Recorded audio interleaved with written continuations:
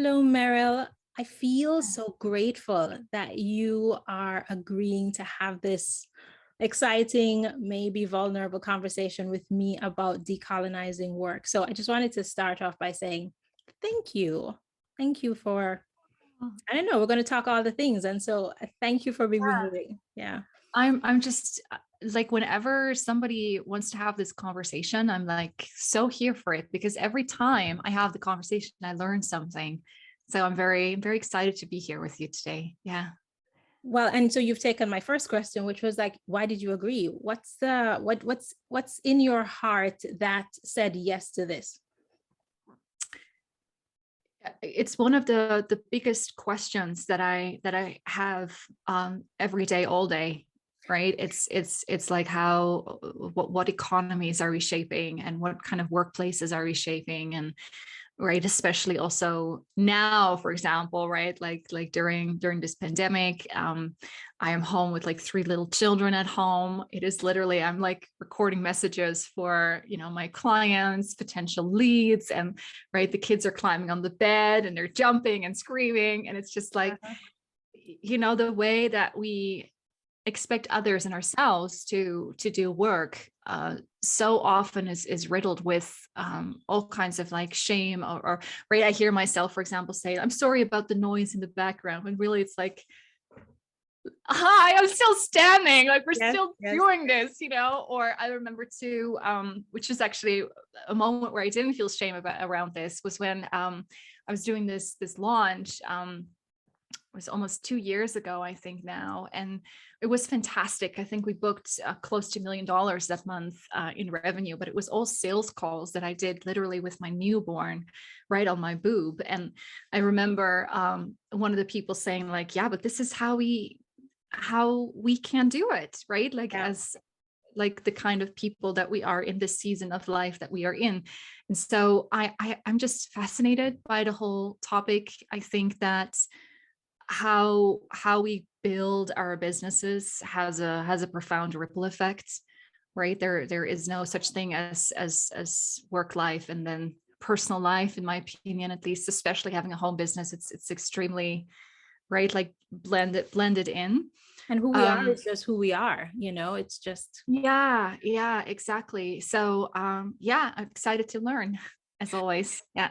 As you're talking, like 2 stories just flashed to mind, because I remember early in the pandemic, I was with a client, my son's whipping around, and for people who are watching who don't know, he's 23. So 23 with autism, whipping around. It's not like when he was 4. And different variety of. He ran right in front of the camera and put his head right in front and said, kiss. And I'm having this conflicting experience, because this is a brand new client. So he said, kiss. And so I kissed him a couple of times, like, okay, go now, go, and then I'm so sorry. I'm sorry. And she said, I almost cried. She said, that was so beautiful. The way that when we allow the integration, it's like then people's souls get fed by the realness of life. Like I saw these women growing up in the market with their boob out, with a child sitting on the lap or standing beside them, feeding while they were shelling out coins. And yet I saw that as poverty. And but it was just life that was happening. And there's a way that I think we're coming to understand we need to see life all together. And what you're saying there, right? It's like the where the actual experience of life is regarded as poverty. When all the true richness of what makes us human is packed into that very experience that we're trying to, right, push away. Then what are we doing, right, as a society and economies that we're creating? So thank you for sharing that story. It's beautiful.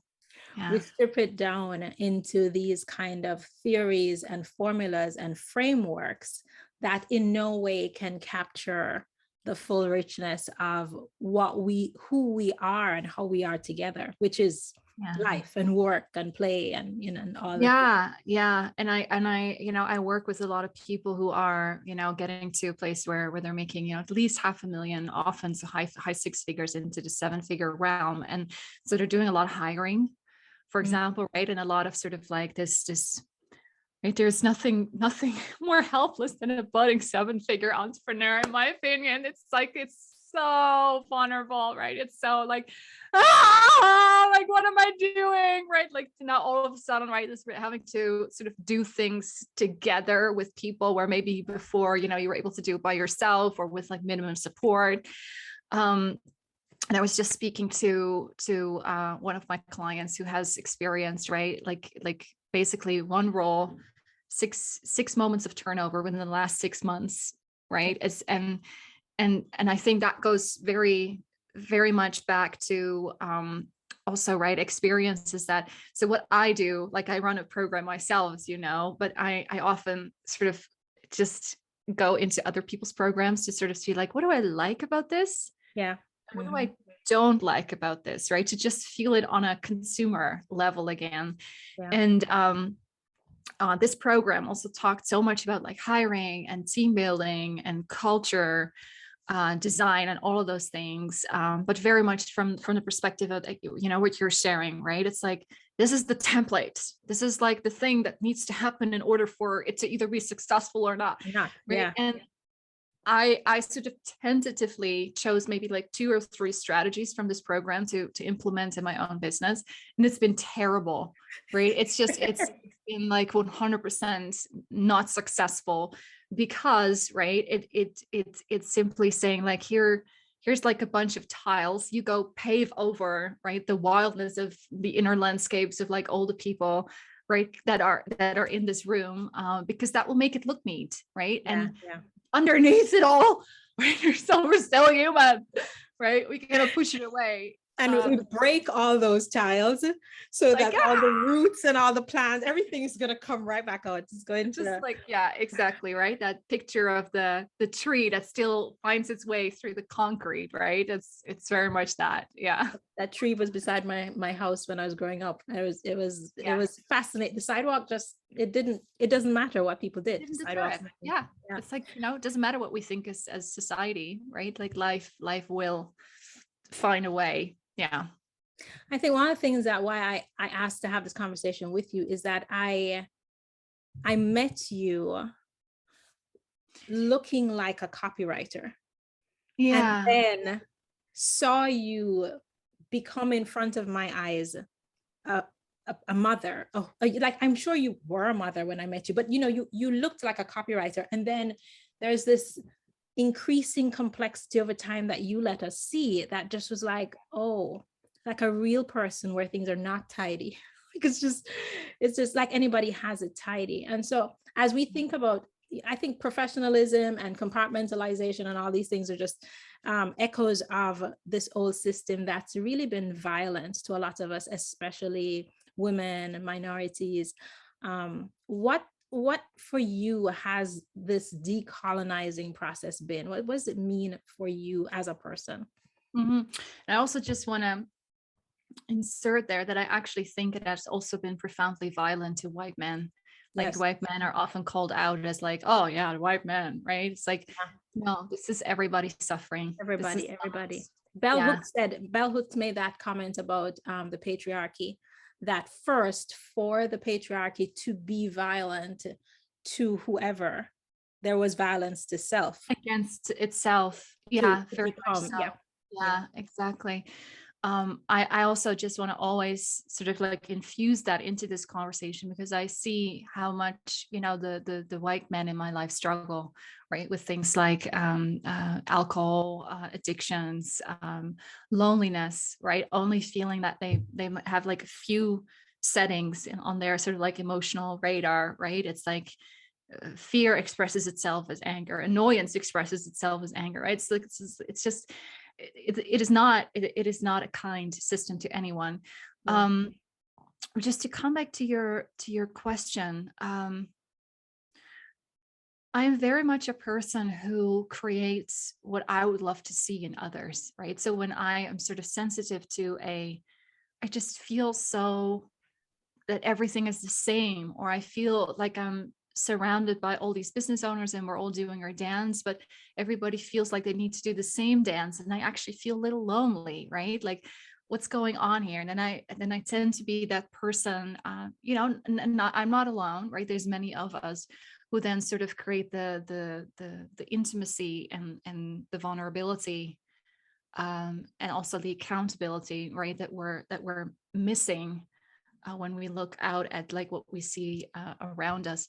And in many ways, this was me, you know, getting pregnant again, right, with our third one, and wanting to see an example of sort of, you know, like the big belly and the money making, and just like the incredible, right? Like I always talk about, it's not just about creating, you know, generational wealth. It's actually about living wealthy, like a wealthy life, right? So that very much became my focus, I think, especially when I started to, you know, hit 7 figures a year in our company, because I got to this point, Faith, where, you know, I could basically go into like shop and like buy whatever I wanted. And then I was, but this doesn't feel right. Like this, you know, like, why are we doing this?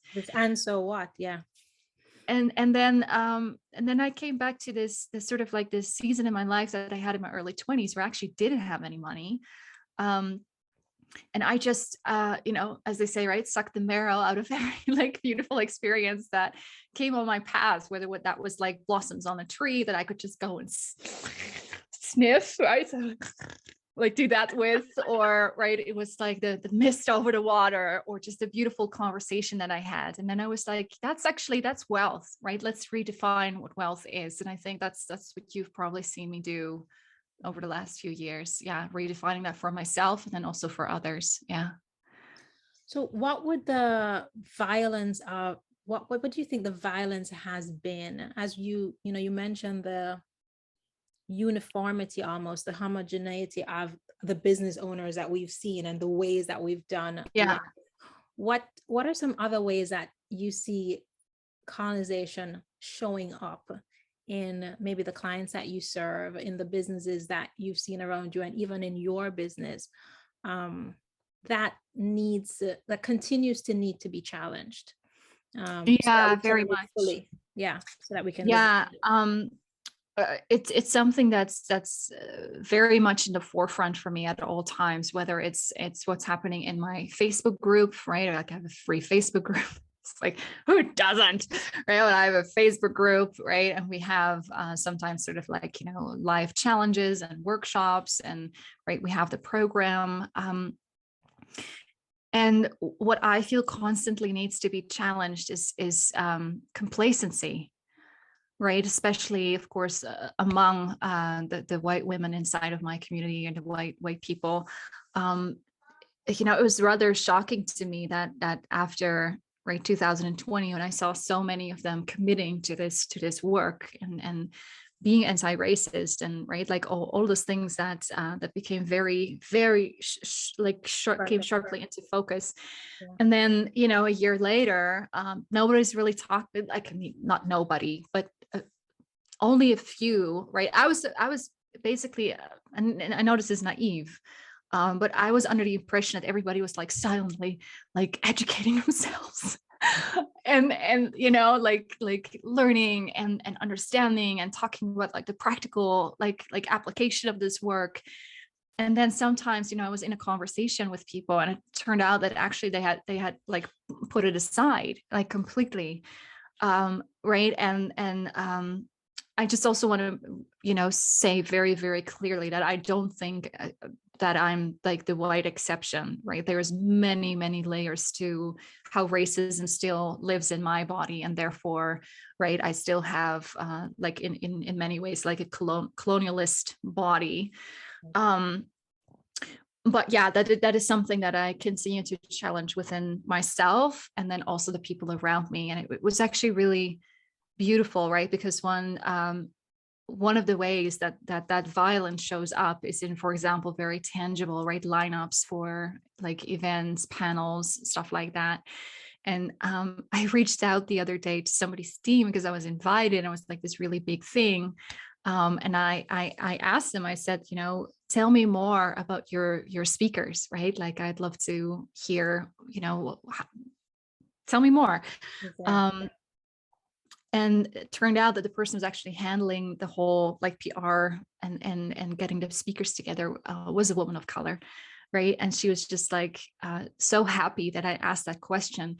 But it also brought home that apparently not everybody is, right? And that's sort of where I got a little bit sort of just like, huh? Like, how does that work in your head? You know, that it's still not a thing, that you can still sort of be in that space of, hey, it's okay to just push it to the side, right? And that's very specifically an example around diversity and inclusion.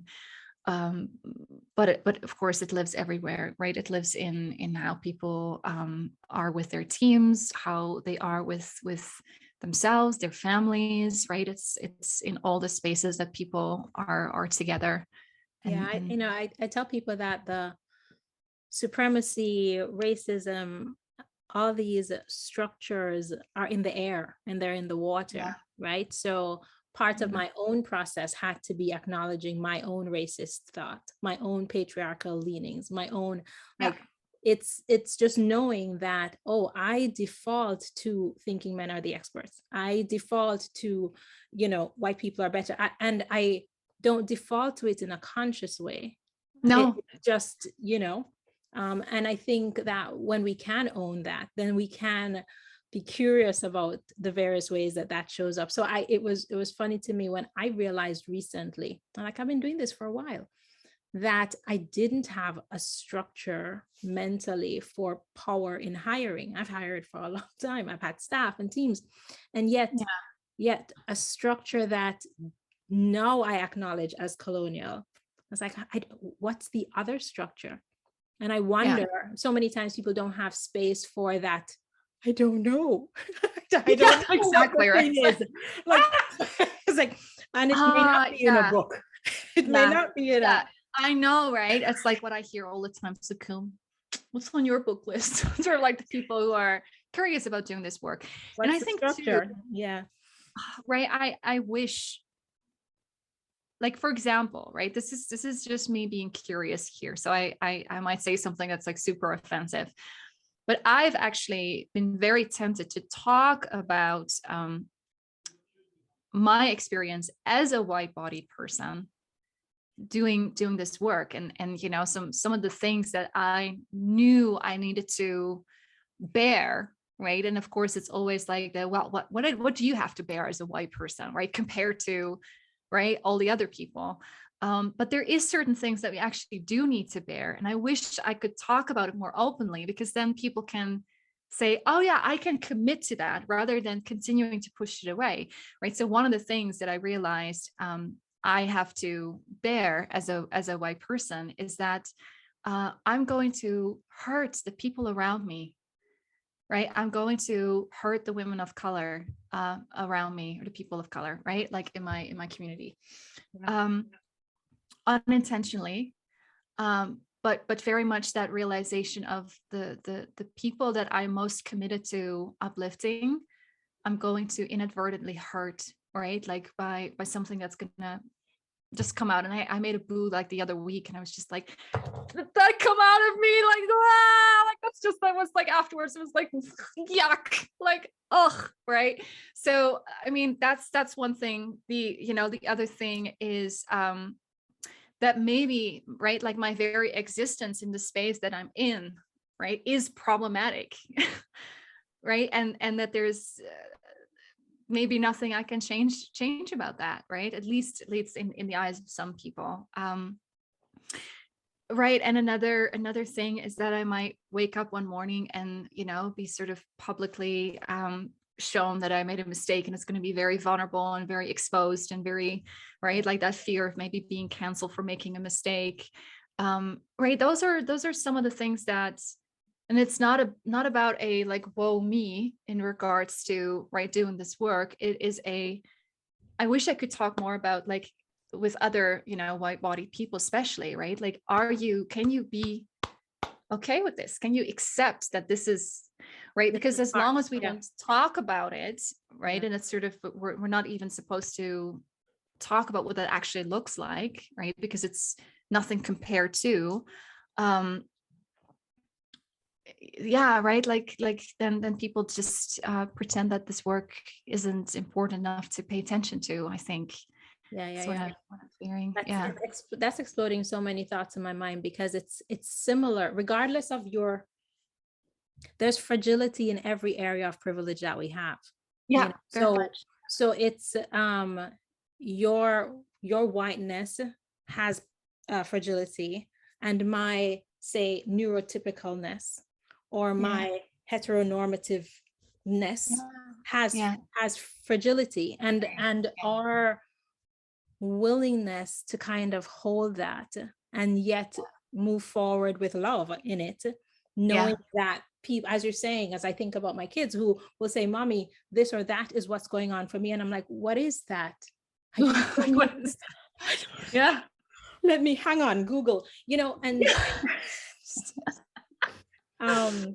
and therefore hurt my kids who are not seen. And I think that there is this, we haven't been taught how to be with each other in all our layers of fragility, not to create sameness around what we're saying or anything like that, but I am also owning the fact that I feel afraid asking people to have these conversations with me, for then I may be called out for not being sharp enough, or whatever it is. Yeah, exactly, right. It's sort of just like wherever you sit on the spectrum, right, there's always somebody who's going to be really offended by how you show up in doing all of this.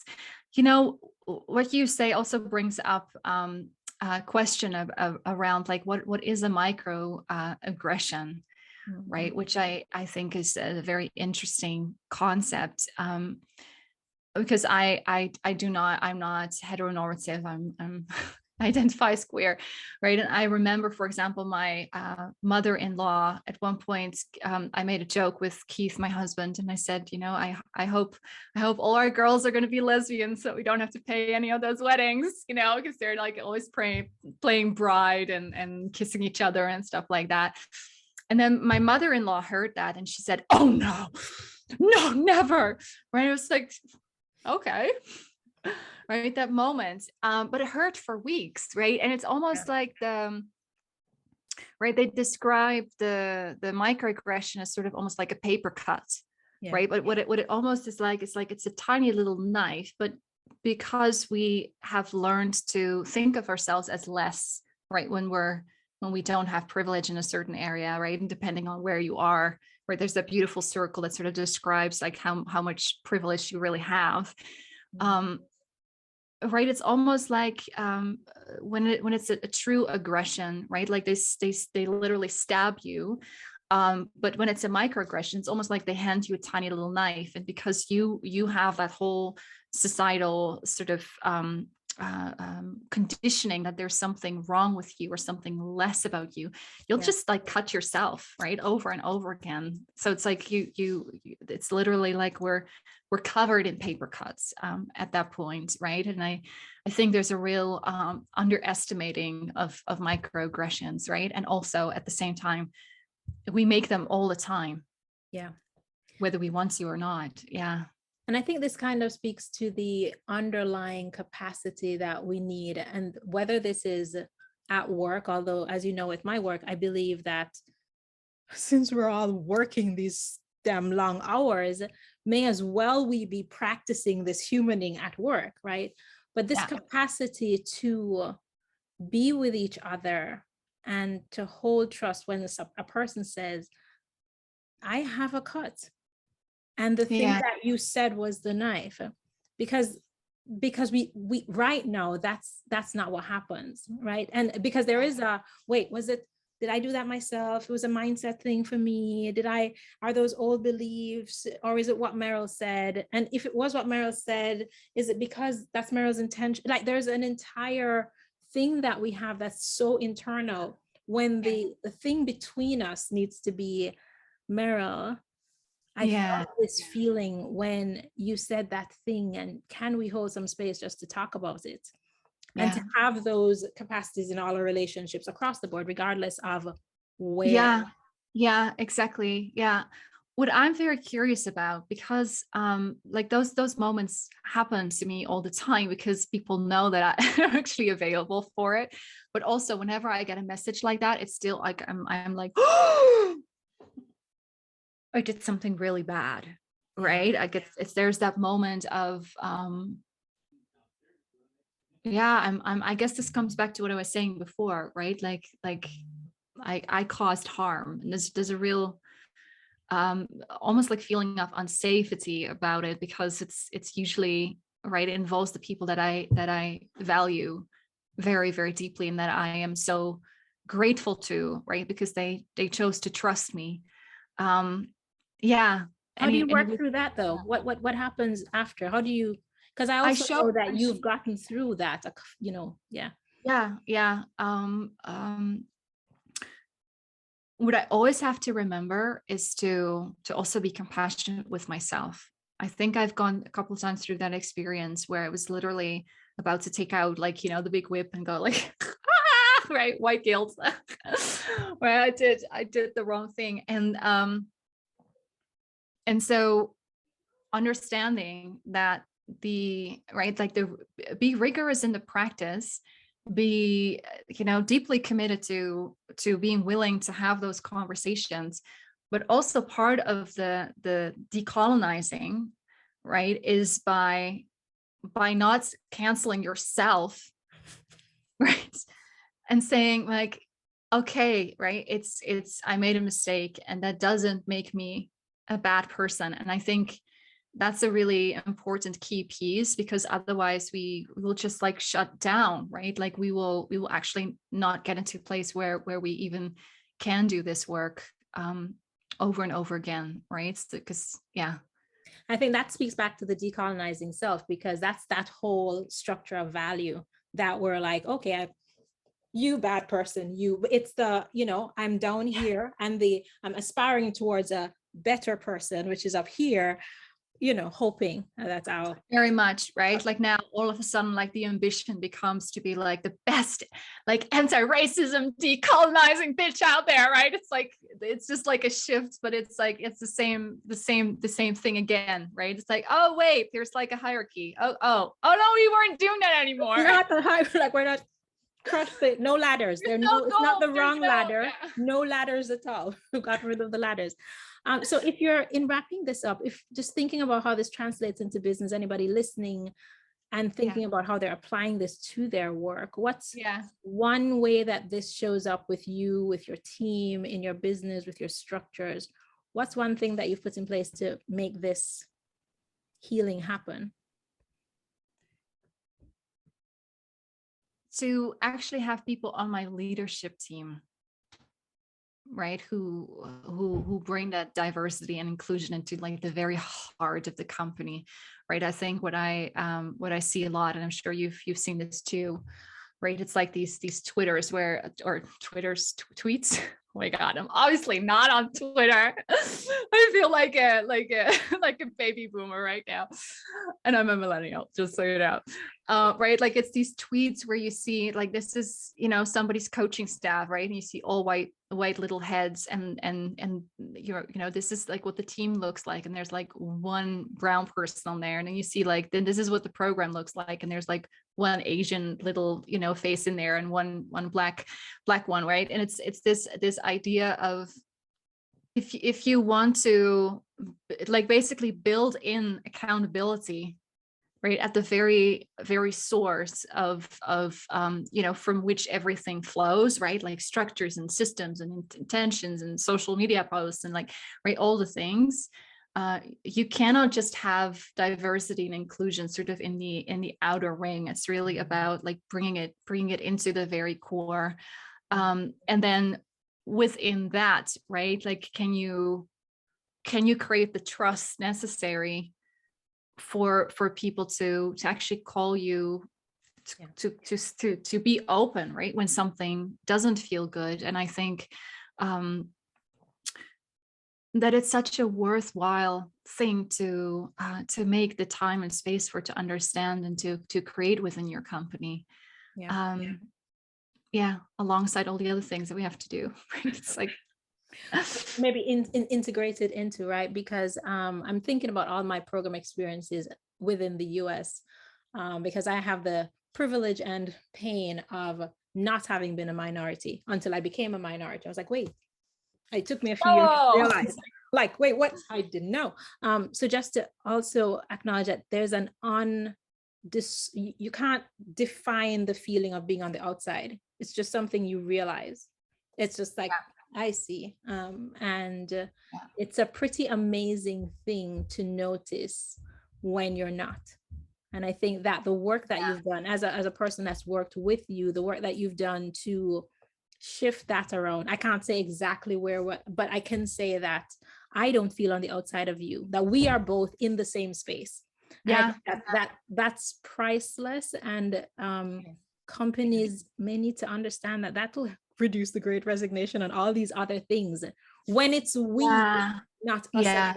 When we actually are able to form that new sense of we, it's and to somehow also have the realization, right, that we when we create companies where our privilege is unchecked, right, and it's just, it lives and does its thing without being sort of, like, hey, what's going on here? Hey, what's going, right? Like that curiosity and inquiry from different kinds of people, that actually creates not just, it doesn't just perpetuate the fragility of that particular privilege, it actually creates fragility, period. Right? There is such a vast richness that comes with having an inclusive and diverse team. Right? It's almost like colonization has less of a chance in an environment where, in an ecosystem, literally, right? I'm a farmer, so it's like, can I talk about plants for a second, right? It's like where you have an ecosystem with like all the different plants and right, and how they work together and how they attract certain insects. Are connecting, keeping the soil in place, all the different layers. Yes. Monoculture, right? Like the colonization to me is monoculture, and we know that is literally destructing our earth right now, right, and our very life systems, destroying the humans with it, and destroying the humans with it. Yeah, exactly. We're a part of nature. So Merel, thank you so much. We could keep talking about all these things, but we'll wrap it up here. I really appreciate your candor. And anybody who's interested in your program information or all your stuff will be in the show notes wherever people are watching or listening to this. So definitely reach out to Merel for this sense of integrated wholeness, for the ecosystem that she's creating in her business. Thank you so much. Love you.